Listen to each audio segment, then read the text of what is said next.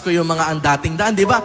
Ang bilis nating silang husgahan na ay walang Christmas light, ang dilim ng bahay. Siguro iglesia yan, wala yung Pasko. Oy, walang Christmas light dito.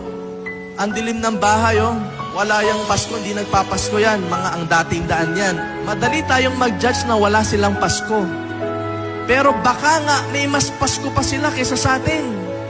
Kasi kahit madilim ang bahay nila, kahit wala silang Christmas light, merong pagmamahal at pagpapatawad sa loob ng kanilang tahanan. Amen?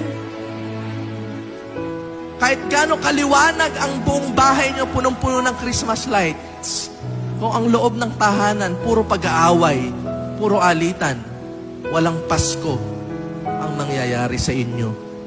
Kahit gaano man karaming handa ang ihain mo sa lamesa mo sa December 25. Kahit gaano karaming lechon, kahit gaano karaming hamon, kahit gaano karaming regalo ang meron ka sa bahay nyo, wala kang Pasko kung wala kang pagpapatawad sa puso mo. Amen? Walang magpapasko ang mga taong may galit sa puso. Hindi magpapasko ang mga taong may sama ng loob, nagtatanim ng galit,